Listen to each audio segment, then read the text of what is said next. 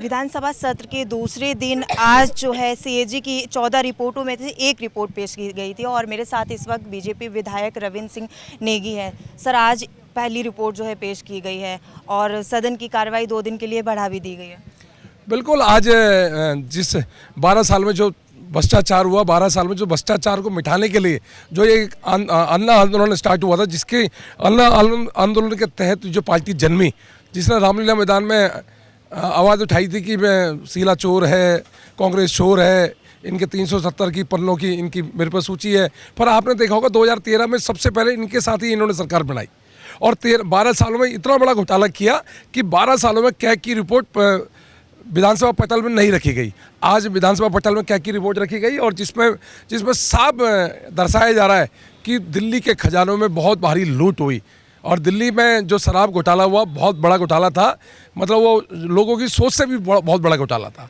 आज मुझे लग रहा है कि अब इनमें बौखलाहट है, इनको लग रहा है कि आने वाला समय, अभी तो ये तिहाड़ रखे आए कुछ दिन, पर इनको लग रहा है कि इनका पूरा जीवन तिहाड़ बीतने वाला है। आम आदमी पार्टी के विधायकों को विधानसभा से जो है सस्पेंड कर दिया गया, उसके बाद वो विरोध प्रदर्शन करने लगे। उन्होंने कहा बाबा साहब भीमराव अम्बेडकर की फ़ोटो हटाकर जो है बीजेपी ने अपमान किया है उनका।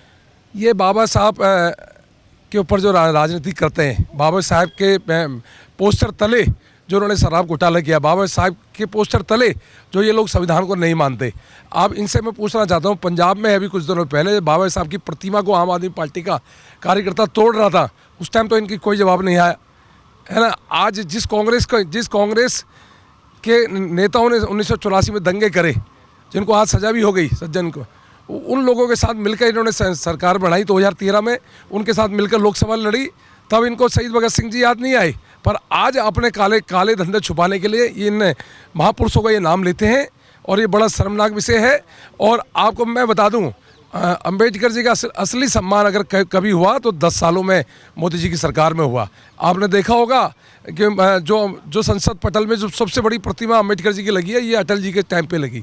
भारत रत्न अगर किसी को मिला अंबेडकर जी को, तो भारत रत्न अटल जी के टाइम पे मिला और कांग्रेस के टाइम पे उनको 2 गज समाधि के लिए जगह नहीं दी गई।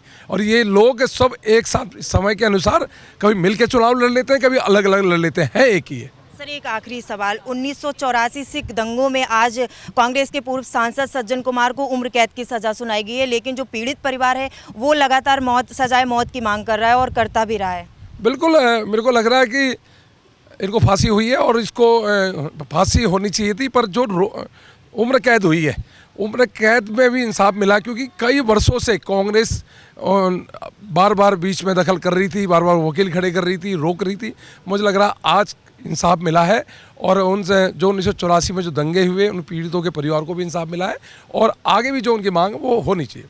बहुत बहुत शुक्रिया हमारे साथ बात करने के लिए। तो विधानसभा सत्र के दूसरे दिन सीएजी की 14 रिपोर्टों में से एक रिपोर्ट पेश की गई है और 2 दिन के लिए सदन की कार्रवाई और बढ़ा दी गई है। साथ ही आपको बता दें कि पहली रिपोर्ट में जो है शराब घोटाले को लेकर चर्चा हुई और लगातार सदन जब तक चलेगा, जब तक जो है 14 रिपोर्ट्स है उनको लगातार पेश किया जाएगा। कैमरा पर्सन सौरभ के साथ शालू चौहान, दिल्ली, प्राइम न्यूज़।